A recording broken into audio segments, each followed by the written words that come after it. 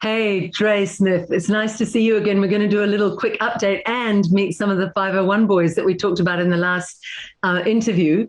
So, just an update of what it's been like. First, it's always interesting in that detention centre in Western Australia to find out what the weather is doing because it's enormously hot over there for you guys, isn't it? Yeah, they've put us out in the desert here, Liz. It's been really hot. We've had 40s, 41s for the last week. We're looking forward to the heat wave being over next week and the weather cooling down a bit. We've just been hiding away in our rooms, trying to keep cool.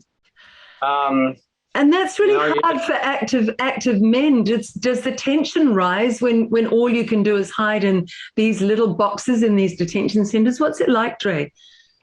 Yeah, of course, yeah. Plus the frustration, but yeah, the heat doesn't help, especially us older boys.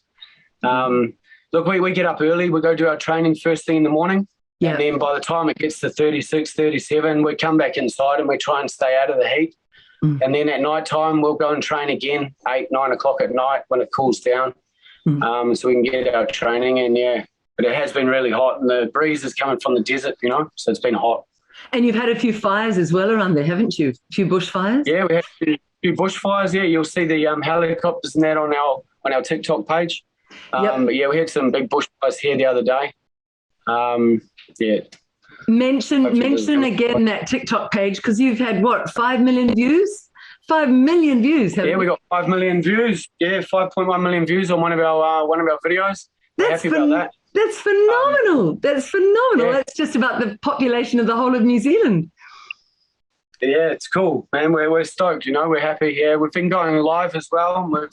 We've had a lot of support, a lot of love, and we've got a lot of followers out there now. It's awesome. Yeah. Are they from all around the world, Dre? Yeah, we've got people from Ireland, Poland, Serbia, Croatia, Canada, New Zealand. Phenomenal. If people want to follow you, just tell them where to go. What is it for the? Yeah, we've got a TikTok page. It's called Detention Centre Journey 501. And also Instagram. We've got Detention Centre Journey on Instagram, Facebook, and YouTube as well. Our YouTube channel as well. And jump on, follow us. You should be earning some serious money with 5 million followers. You should be starting to get some sponsors on this, and that would help you guys when you come back in.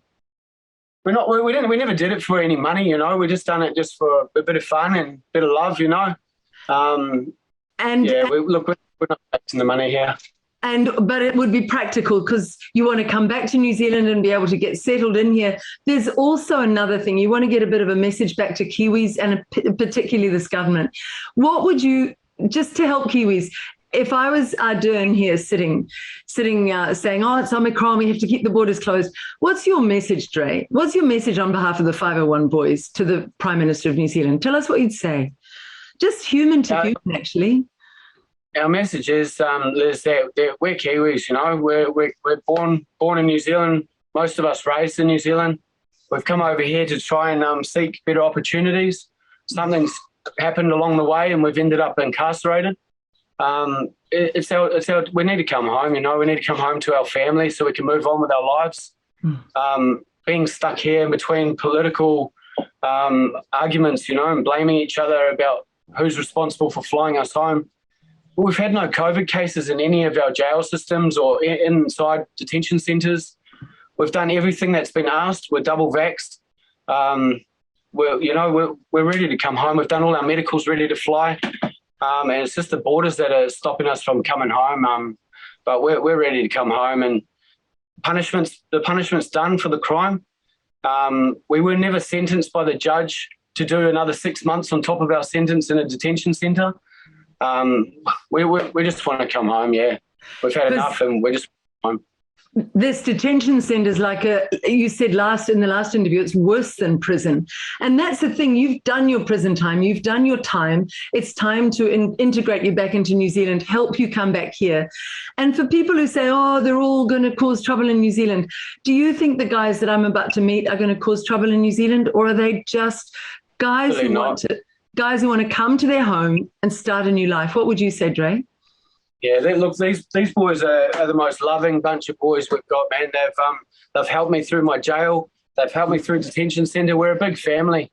We're not about crime, and if you talk to the boys about their crimes here, it's not. We're not in gangs. We're not shooting people or anything like that.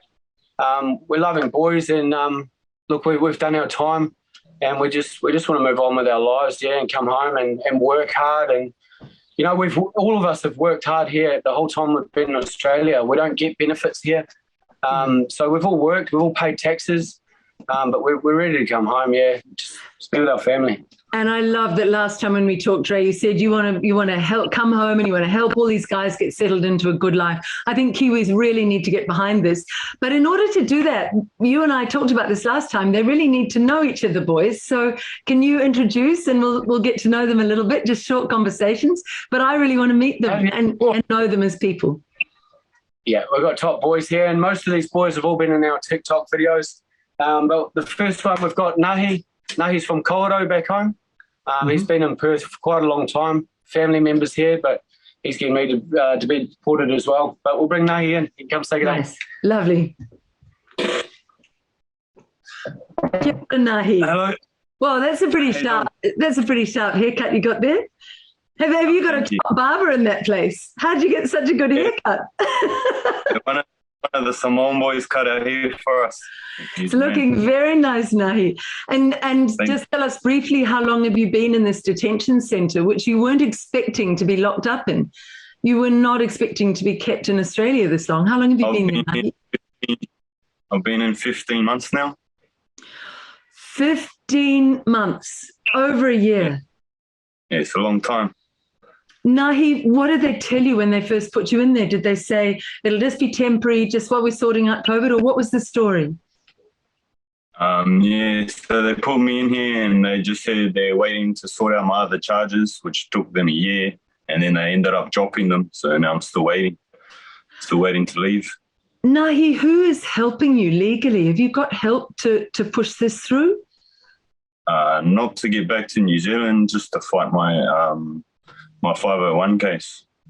So what would you say to the Prime Minister if you were talking to her, just human to human?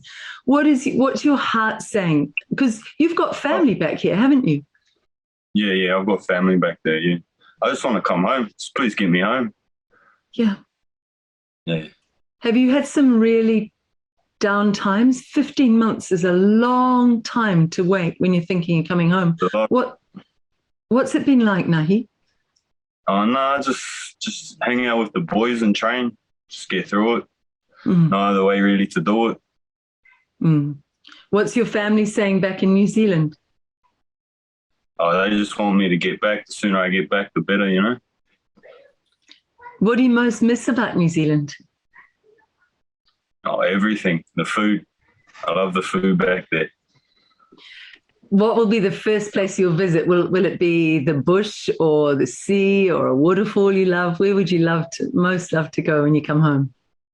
Probably going to go straight up into the bush, go do some hunting. Yeah. Those beautiful ferns. Nahi, I've really loved having this little talk with you, and it gives me a little insight. And 15 months is so totally not okay. So Kiwis, we all need to support these boys. Kia ora, Nahi. Is there anything else that you'd like to say? No, that's all. Thank you. It's like a bit of, ka kite. It's like a bit of a brotherhood there, isn't it? You're all brothers. You'll all look after each other when you come home too, won't you? Yeah, of course. We're all going to stick together. Beautiful. So it'll be good. Lovely. Yeah. We'll see you when you get home. Let's make it soon. Bye, Nahi. Yeah. Ka kite. Thank you. Kia ora. Ka kite. Oh, Andre, that's really lovely. 15 months is not lovely. 15 months is totally wrong. He's one of our youngest ones. Liz, 25. He's only young, yeah.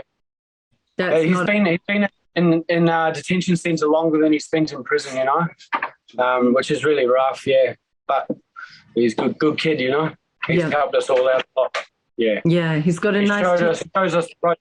Yeah, he's good. He shows you what? All the new guys come in and he shows everyone the ropes, you know. He shows everyone how it's run, and he's good. He's a good kid. He's really good for us, eh? He helped us a lot. Beautiful. So who's our next one, Andre? This is nice meeting the boys. Coco, he's from a Portakey. He's ready to jump on and say g'day. He's awesome too, man. Thanks, Dre. Hey. Kia ora. Kia ora, Liz. Oh, you're looking pretty smart too. You guys are well dressed, man. You know Oh, how to put it on. was on here, so we tried our best, borrowing each other's shirts and whatnot. But Nice. Well, you're looking really smart. I asked Nahi this as well. What's the thing you are most missing about your homeland? What's the thing you'll most want to see when you get home? oh, look, home's always been home. I was always back and forward for holidays, but be whānau's everything, family's everything, and it's not just home. A lot of us have still got kids here in Australia, and I'm locked up here in WA, but my kids are in Sydney and yet getting deported to back to New Zealand. So that is tough. It's definitely more than just, okay, we accept that we're getting sent home, but we're leaving more than just being here in Australia, What will you be able to do about that, having kind of this split family? What will you do? It's all sort of new. I've only been out for 3 months, so I've only been here for 3 months, and it's the process of one step at a time, move forward, and hopefully reconnect. But yeah, we'll get there. But that's what it's good about having all these boys that support you, And then whenever you're feeling down for some reason, the brothers come and pick you up. Come on, let's get out there, let's do this, let's do that, so you're not stuck in the room. Is that part of what's good about the training night and morning as well? It's kind of antidepressant doing that good hard training, isn't it?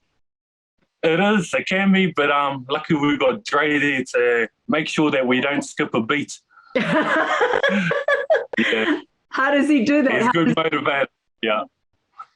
He's a real leader, Dre, isn't he? He's a real leader. He is. Yeah, that's Definitely. really. How old are your kids? Oh, I've just lost you.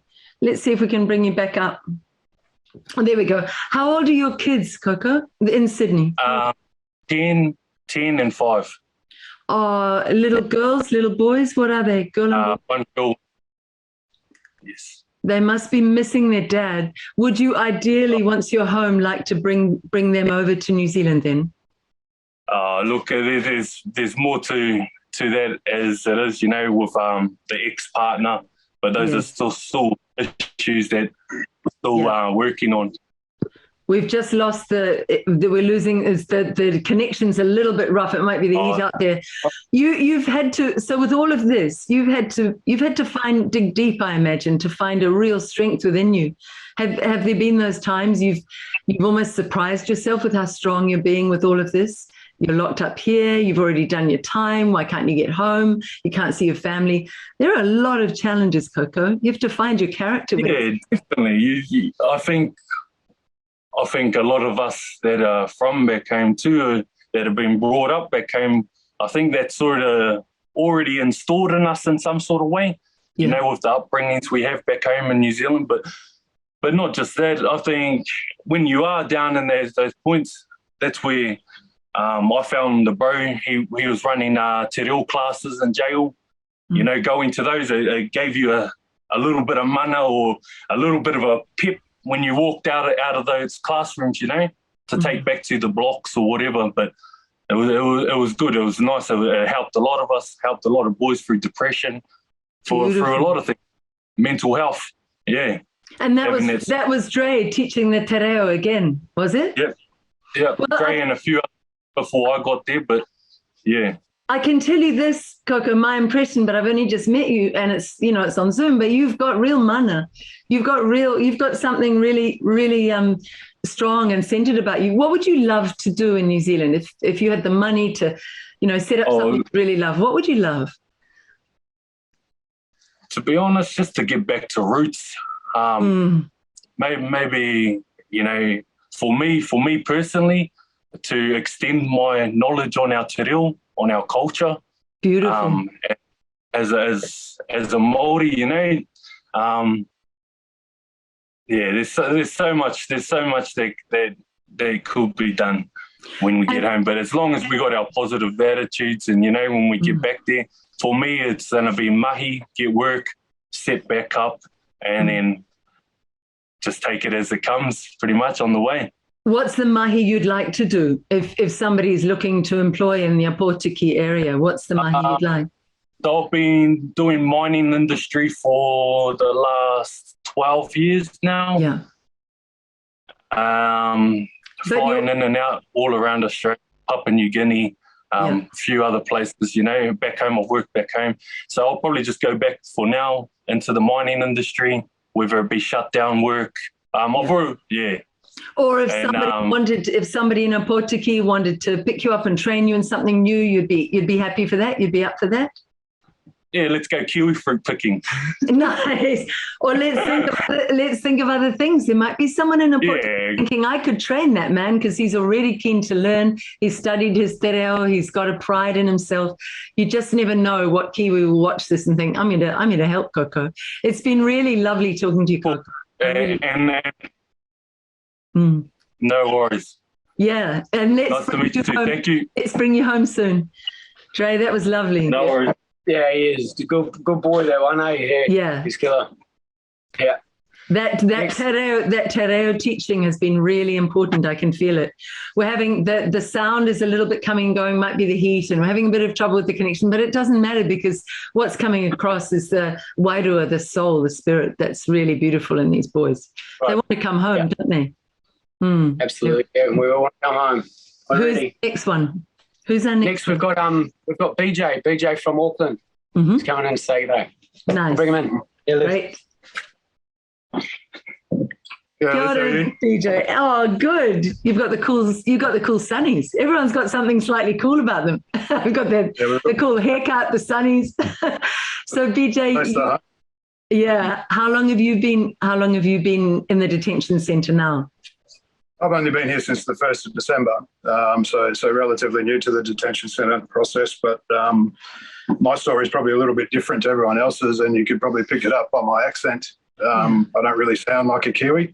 I've been here in Australia for 36 years. Wow. 36 years in. I got in trouble last year. I got a 14-month sentence, which, as we know, is 2 months too long, basically.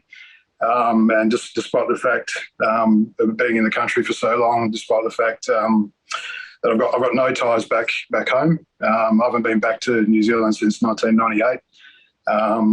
So I've got no family there. So I'm a little bit of trepidation in terms of going home. I've signed to go home because I'd much rather have the opportunity to start my life again and start contributing and get back into society rather than just waste my time here, because it is just dead time.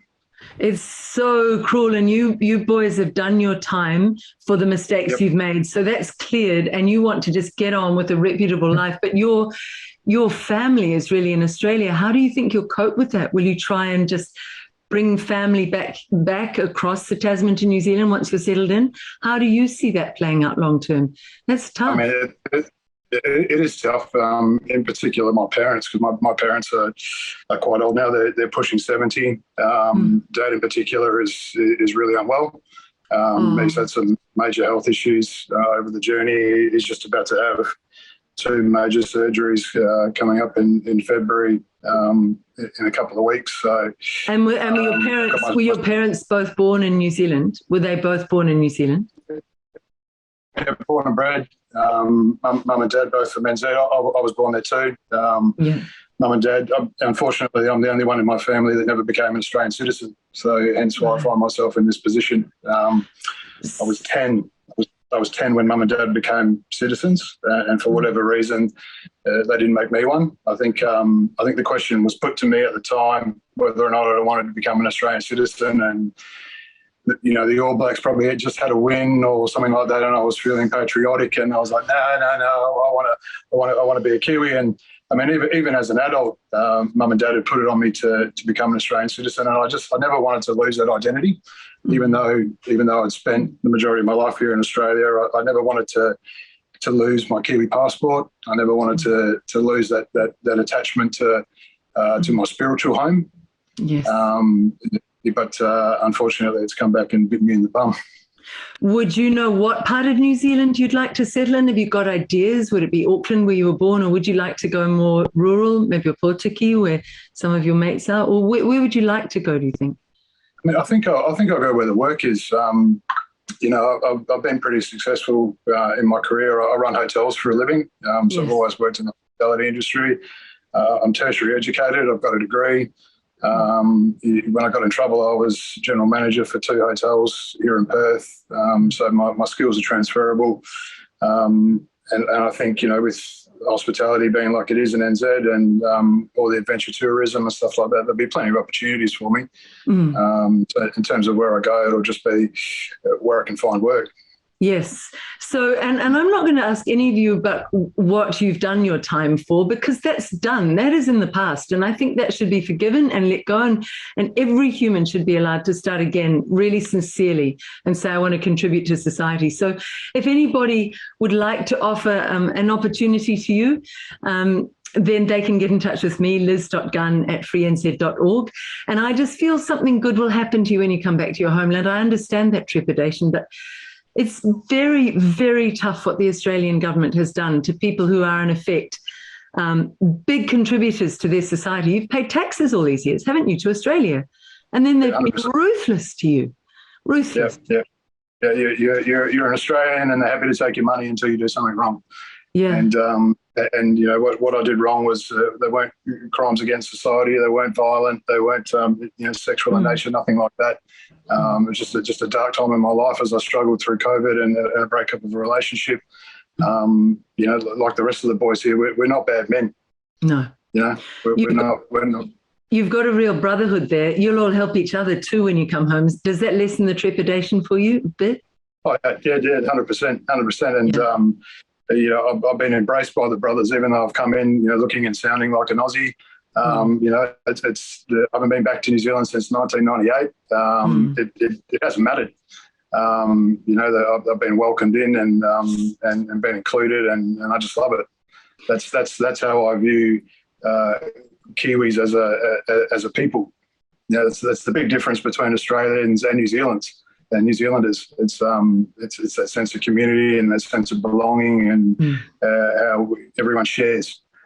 Australia is different. It's different. I mean, you know, going into jail, you're automatically an outcast. It's hard it's very cliquey. Whereas coming into here, you know, walk in, I sound like an Aussie, but I'm a Kiwi. Hey, bro, you know, here, come to this. Let's have a feed. Let's do this, do that. It's been. That is an absolutely beautiful reminder, because with COVID and this government, there's been a lot of division in New Zealand, and so many Kiwis are saying, we just want to get back to the country we should be, where we just care about each other and we're brothers and sisters and we're good to each other. We don't like ordinary Kiwis don't like the divisions being sown by this government. So your message is a real reminder to all of us. I think you'll be a real asset to New Zealand society, and I'm looking forward to, I hope, one day meeting you and that you're home soon. Thank you for talking to me. Lovely. Lovely. Hey, Dre. Hey, Liz, back again. They've all got a slightly different story. It's really interesting. Yeah. I'm glad that you get to meet them personally, you know, and see these boys, not just from the TikTok videos or anything like that, but you know, to meet them personally and to see that we're only human, you know, and we all just want to come home and do the right thing and work and move on, you know. Yeah, absolutely. I think this is so beautiful, because you can always know when you read generalizations in the media or stories about they're all bad. You always know that's not the truth, because within any group, as in society, there are good guys and there are bad guys, and there are the ones like the rest of us in the middle who, I've mucked up, you've mucked up. It's okay to muck up as long as you go, I want to get back on track now. And that's what it sounds like these boys want to do. I really want to get my life on track. Who's next? Next, we've got Dean from Fielding. Nice. Dean's going to come and let's have a look. Yeah. Hey, Liz, I'll have to put my chair back 10 yards because I'm 40 foot tall. Okay, kia ora, Dean. It's nice to meet you. Nice to meet you. You're from Fielding. I love that part of the country. Yeah. Friendly Fielding. Yeah. Did you grow up on a farm? Did you grow up rurally? No. I grew up in town. What do you love about Fielding and all that whole area? Family. Yeah. We're all one unit. Definitely. Yeah. And how long have you been in Aussie? How long have you been over there? I came over here in 1988 Yes. when the World Expo was on in Brisbane. Wow. So I've been on and off here since then, on and off 29 years, 30 years. Can I say something, Dean? I'm really proud of you. Do you know why? Because you've kept your Kiwi accent. That takes a man of real character and strength. Good man. What would you love to do in terms of mahi when you come back here, in terms of work? How would you like to contribute if you had your choice of anything you could do to get your life going in New Zealand? I'd like to do social work because I'm a staunch advocate for suicide awareness. Brilliant. Having experienced great loss to that nature of death personally. Oh, I'm sorry. So I'd like to upgrade the skills in that area, become a social worker and focus on that, mainly the youth. Beautiful. Do you want to share that story, or is it just a wee bit personal right now? Maybe another time, maybe when you come home we could talk. No, not at all, not at all. In 2010, my mother and I experienced something that a mother and son shouldn't experience in the space of 4 months. We both lost our babies. So my brother was 31 years old when he succumbed to that nature of death. It was a difficult time watching my mother grieve at that stage, burying her baby. Yeah. We left behind 4 children. I'm sorry. Year before that, 2009, I had sent my daughter to Australia to be with her mum because I was a single dad raising my kids. So the next time I was to see her was at my brother's funeral, 2010. 4 months later, I get a call from Brisbane, Australia saying my daughter succumbed to that same nature of death. Oh, I'm sorry. She'd only been out of my hands for less than a year. So it was very hard to deal with. I was still grieving for my baby brother. And then next minute, I had to start grieving for my girl. I found myself 2 days later. Actually, at the time of her passing, I had no passport, no nothing. Very next day, through family, we were able to get into internal affairs, slip into there. They did me up a passport within an hour. The very next day, I was on a flight to Brisbane to bring my daughter home. 10 days later, we got her home and buried her next to my brother in our family cemetery. Yeah. It was a very hard time, Very hard time. And your family cemetery is where? In Fielding, is it? Man, how did you get through that? The strength you must have had to find in you to get through that. Oh, definitely. I think the place where I grew the most strength was when we had a little service for my daughter in Brisbane. And because my daughter was, she was fifth living generation. Yeah. And her great-great-grandmother was there at the funeral. She didn't know why she was there. Wow. 4 months before that, she had buried her daughter, who was my daughter's great-grandmother. So her being at this place where she was 4 months previous, burying her own daughter, to be there burying her great-great was hard for her once she realised, what was going on. And seeing this 103-year-old woman at that stage summon up strength to not cry and to give me strength was enough for me to carry on in the future.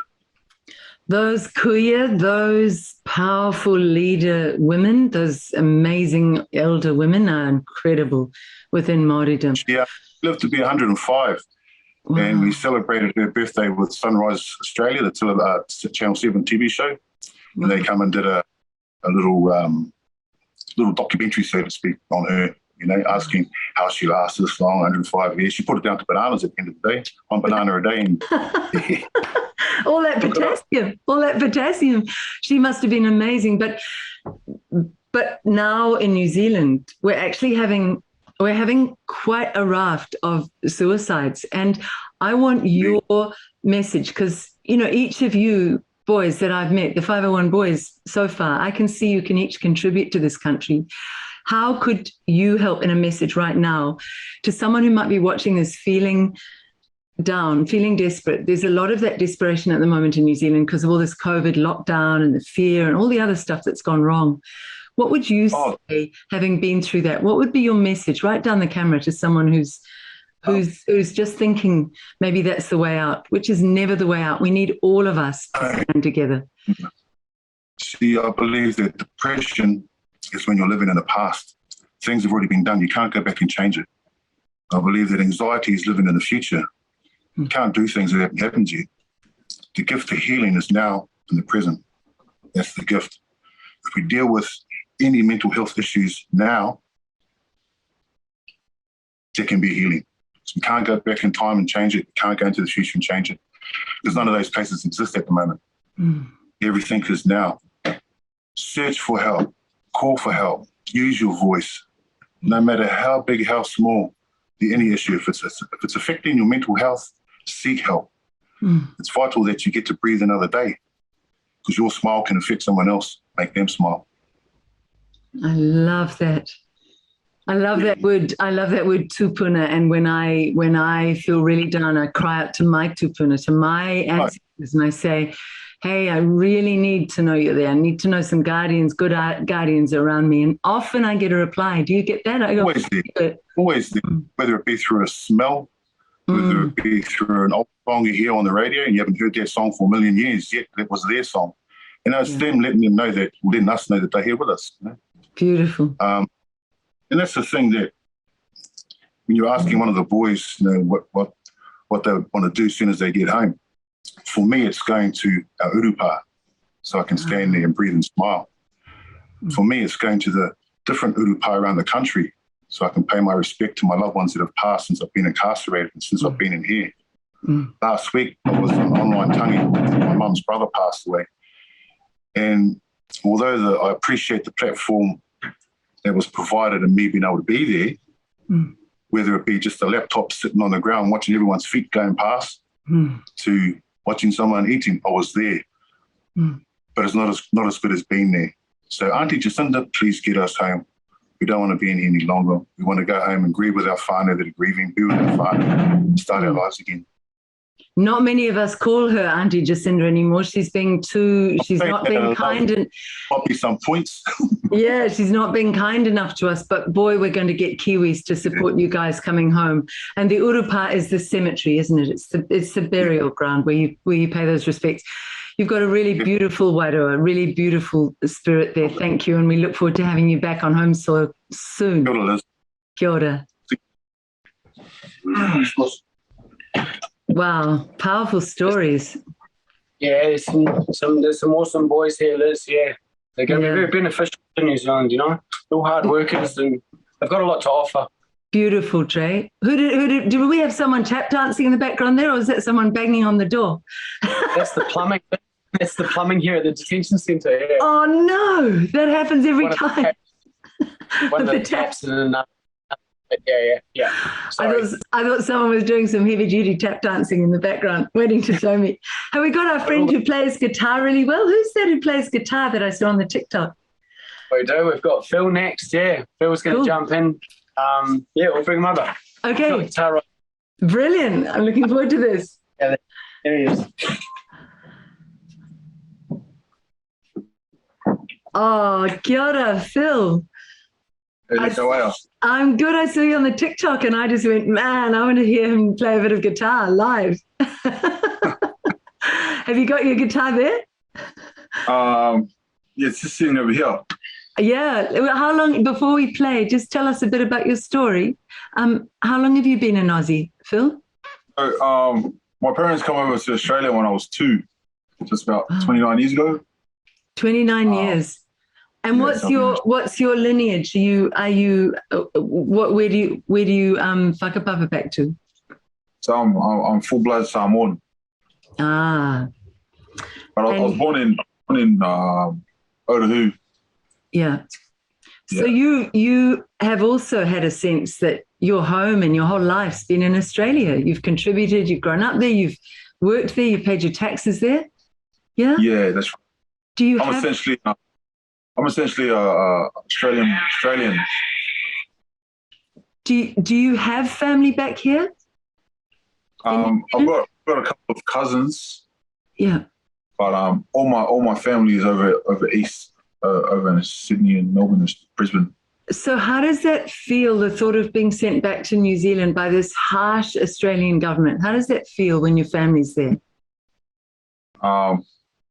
It's a bit, yeah, it just hits like a sore spot, and Yeah. all my family's over in Sydney. My parents, my sisters, and I'm really close with them. So like it hurts a bit to leave them behind. It's going to be pretty hard to see them again. So you're going to need some real support to come home, some real support from good Kiwis welcoming you home. Maybe in the long run, would some of your family come back here, or do they all want to stay in Sydney?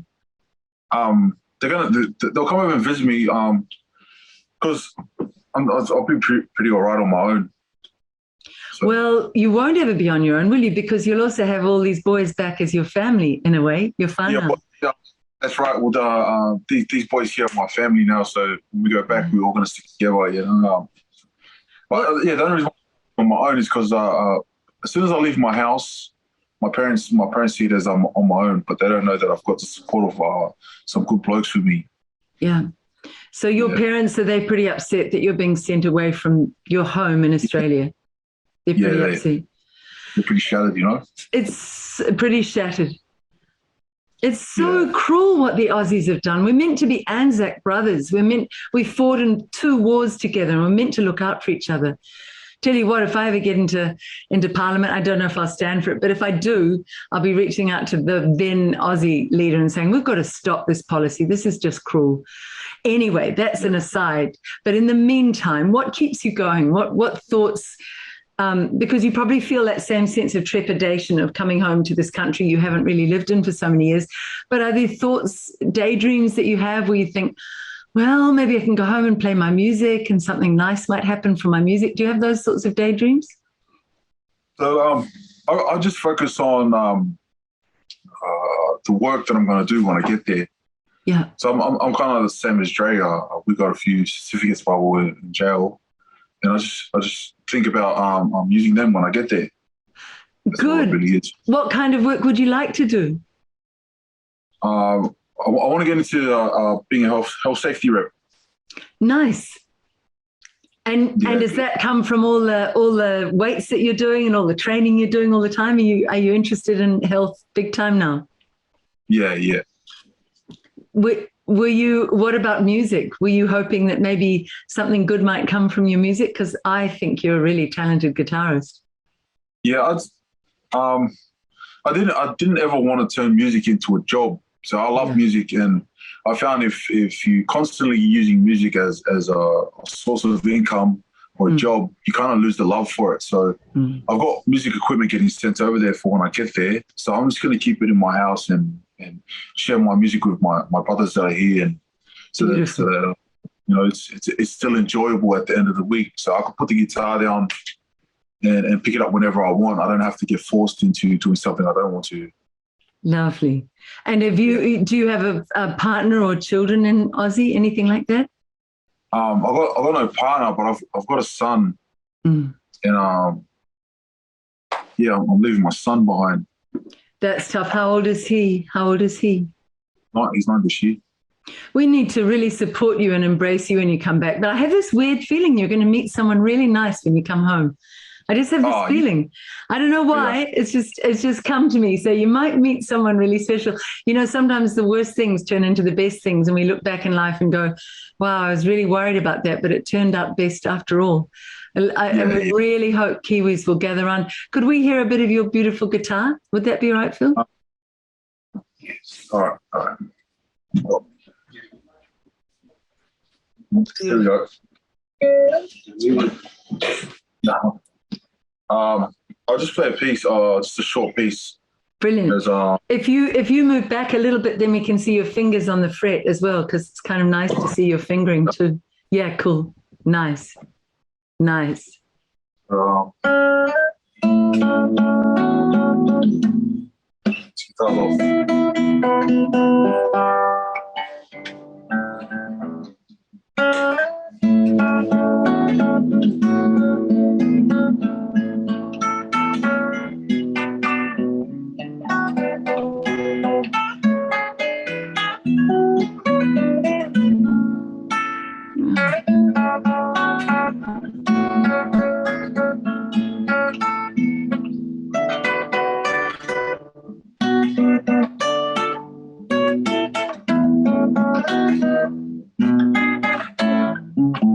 There you go. It's really good, and that's with bad sound on the computer. But what I really wanted people to see was how dexterous, how detailed your fingering is.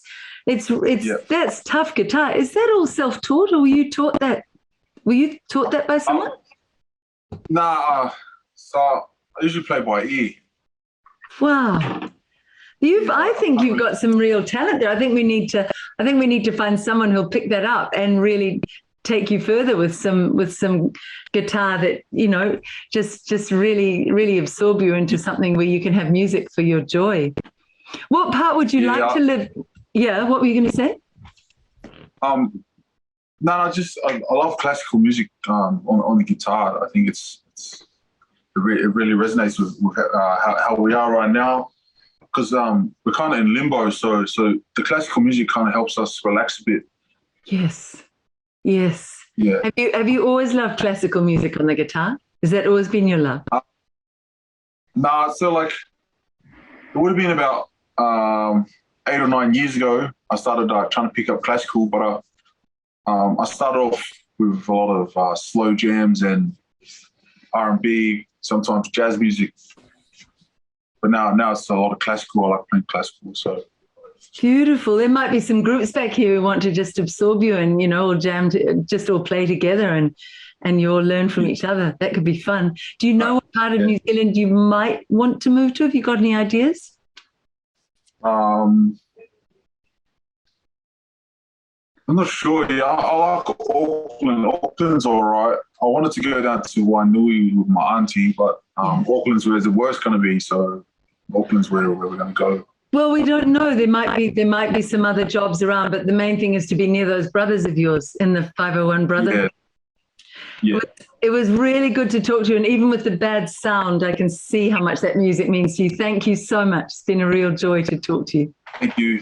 Let's get you home soon. Thank you. Yeah, all right. Bye. It's so crazy, isn't it, in these COVID times? Don't forget this is a COVID story, another story of Kiwis, you know, suffering because of this supposed now Omicron, and yet Omicron, we know around the world, is a really minor thing, more like a little cold, and people get well from it really fast. It's really hard to think of you being stuck there. Yeah, what were you going to say, Dre? I think the boys, the only thing that plays on the boys' minds a lot is income when they get home. It's the number one thing on everyone's mind is work, because work's going to get us a bond for our house. Work's going to get us a car. You know, we've spent all our money on lawyers. You know, some people, you know, my one, you know, probably spent $100,000 on lawyers, 25 grand for appeals. You know, we don't have a lot of money left, and when we get home, we need to get straight into work, because that's what's going to keep us out of trouble. You know, straight into work, keep busy, keep us on the straight and narrow. We can buy nice things, you know, and help our families out with money. And I think works, you know, a lot of these boys are willing to put their hand up. A lot of the boys are qualified tradies. We've got sparkies, we've got fridgies, we've got scaffolders. You know, there's a lot of qualified boys here. And also we've studied inside prison and got certs and diplomas and all sorts, you know. But we just really need support for jobs, you know. We're not looking to come home and get on the dole. Not one of us want to get on the dole, you know.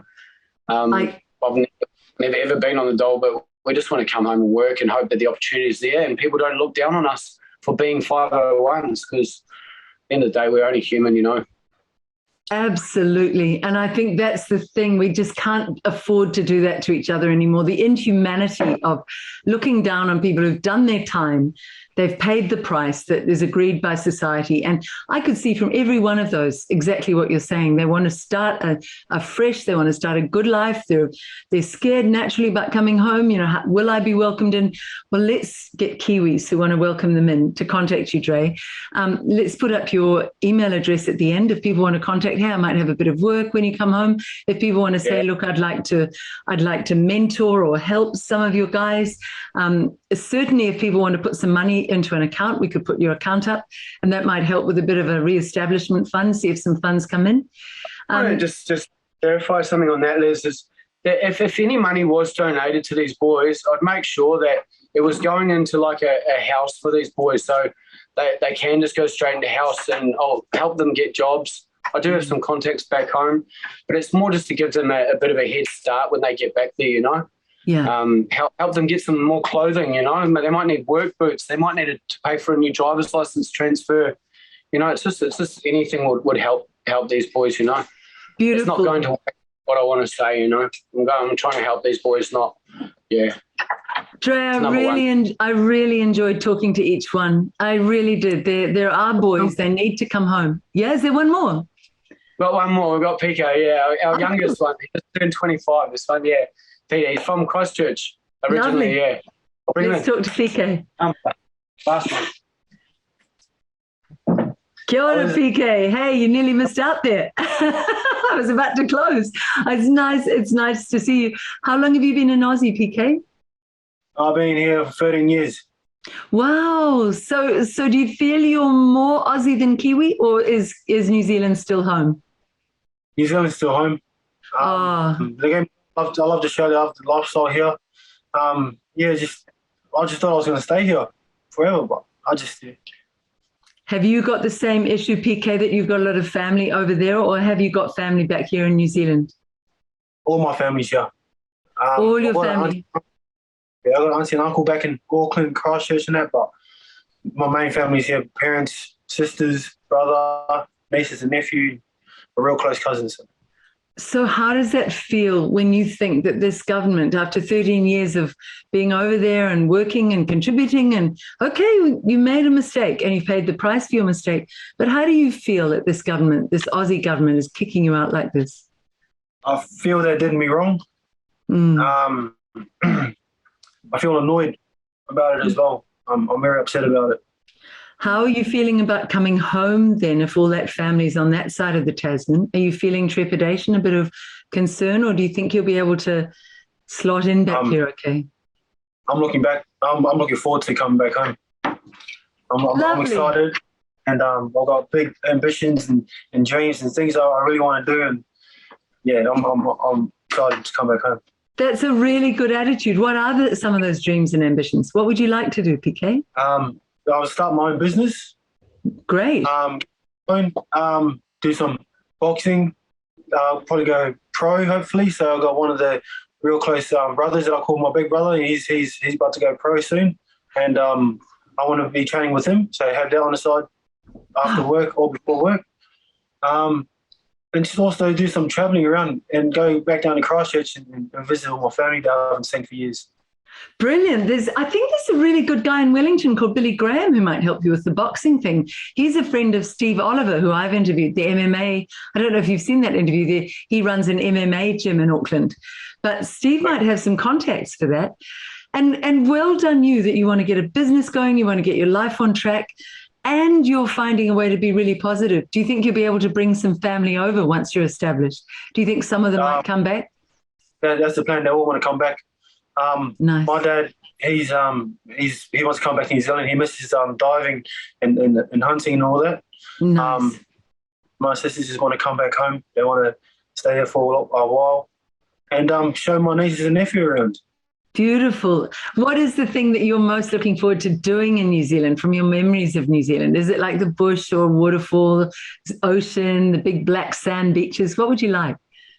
Bushwalk, go hiking, stuff like that. Going to like a waterfall. Yeah. So being in nature really, just getting away. I lived in Sydney for a decade, for 10 years. And do you know what I most missed? Year after year, it really started to ache in me.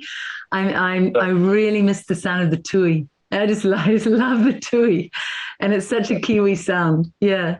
I really want to see you do well when you come back here, and you'll have your brothers there. You feel you're part of that brotherhood, don't you? Yeah. The 501 Brotherhood. I want to see you welcomed home here and supported. It's been really good talking to you, PK. And let's help you get home and help you really make those dreams come true. Good chatting. Thank you. Thanks, PK. That's all the boys, Liz. Yeah, that's them all. I've got to say, Dre, I know you don't look for this, but you deserve real praise. You've done an extraordinary job. They really respect you, and through respecting you and what you've taught them, you can see they respect themselves.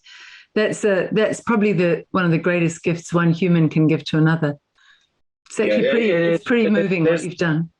It's very rewarding too, you know, especially when you know, me and a couple of the other elder boys in the jail, Māori boys, when we first started the kura class, just seeing the boys go from learning their basic numbers, their basic greetings, to having full conversations with each other, standing up, being proud, doing a whai kōrero, introducing their roots, and then me giving them a certificate once they graduate, you know, is it's the most rewarding thing. And, you know, none of us got paid to do it. We're all volunteers, and now we've got a full family, you know, and it's and we're all going to be together back home and make sure that one another are good, you know, are fine.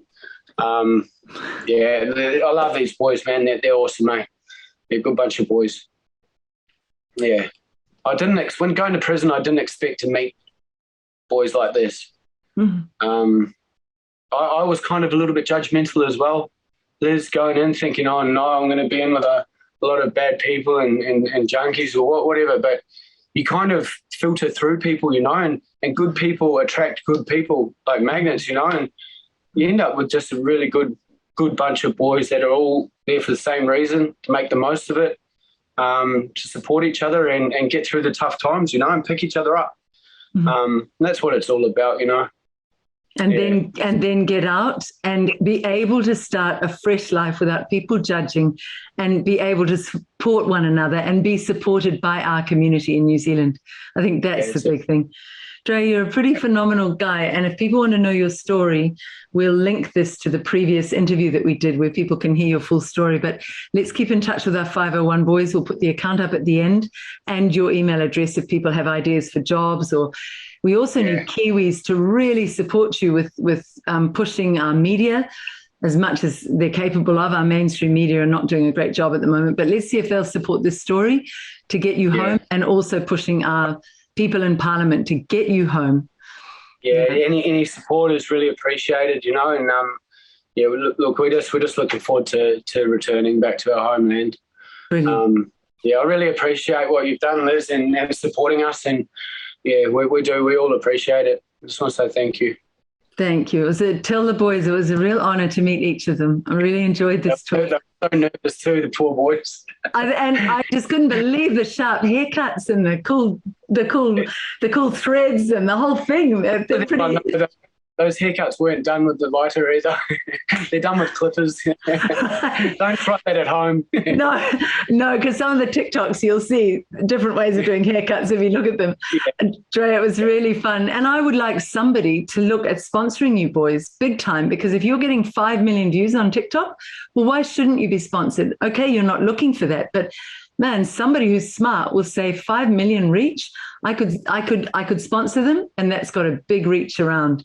That's brilliant. We've been contacted by Lad Bible and a couple of other big people that want to do documentaries on us, you know, small documentaries and things like that, just to follow our journey back home and see how we reintegrate back into the community. And nice. I think it's a cool story, and I think that it'll benefit the future 501s coming through. Yeah. It's them. It's like these boys here. I'll look after them. I'll help them get jobs. Housing, I'm going to struggle with that, but we will get through it. It's the future boys. The boys coming back in 2 years' time, 4 years' time. It's them that I want to have everything already set up, so they don't have to stress and worry, and their families worrying. So they can just arrive in New Zealand. There's somewhere to live, mate. I've got you a job. Here's your work boots. You're going to start on Monday. That's perfect for them, you know. Until they might not want to do it for long, but it's going to give them a bit of a kickstart when they get back home. That's all we want, what we're after, you know. A bit of love there. That is a beautiful vision, because all these people who go, oh, they'll just come home to New Zealand and get into gangs. They're only getting into gangs because they're not getting the support. If we had the support structure set up, they would want to get working, wouldn't they? That's what all these boys did today. Yeah. They said, I want to get working. one of the main reasons, Liz, is that we started the kura classes. It's not just language. We teach protocols. We teach our culture back home, everything like that. And why we set it up is because the young guys coming in, they're 20, 21, they don't have any family back in New Zealand. They're getting deported, and then they're thinking, where am I going to live? What am I going to do for work? I don't have anyone. So they're turning to the other clubs and the gangs, and they're saying, look, if I join up with you guys, will I be all right back home? And they're saying, of course, we'll look after you. So they're getting numbers here, you know, and everyone chooses their own path. It's cool, you know. We've got really close mates that are in clubs and gangs. You know, we've been living with them for the last 3 years.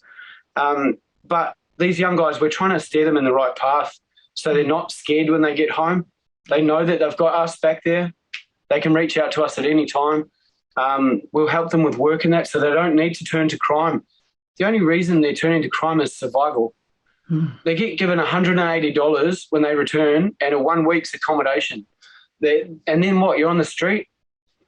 You know. So they turn to survival. They turn, you know, and you can't blame them because they've got nothing. You know, they're getting ripped away from their family and their life here that they've spent their whole life here, and they're getting dumped in another country where they've got no one. So we want to be there for them, and we want to help them and just try and keep them on the straight and narrow so they can enjoy their life when they get home. You know. So if somebody has a nice big house that they might be able to open up for them all to come in as that welcome home house where they can begin, that'd be great as well. Let us know if somebody's got a house that they might help you out with. Please don't judge us on the tattoos and things like that. You know, they're not gang tattoos. They all have meaning. You know. Yeah. Yeah. Can't judge a book by its cover. You know. Dre, you are just so right on that. Let's not judge each other at all. You know, if this period hasn't taught us anything else, surely it's taught us that being really good to each other and supporting each other in difficult times is kind of one of the most rewarding things of our human existence. And you exemplify that, Dre. You're a real treat to talk to. And let's keep in touch. Let me know how you're going by email, and then let's get behind them and start sending some letters. We'll put your email address up here and supporting them with our politicians and saying, get them home, the 501 boys. Good luck to you, Dre. We'll keep in touch. Thanks heaps, sailors. Thanks for all you do. Bye, my friend.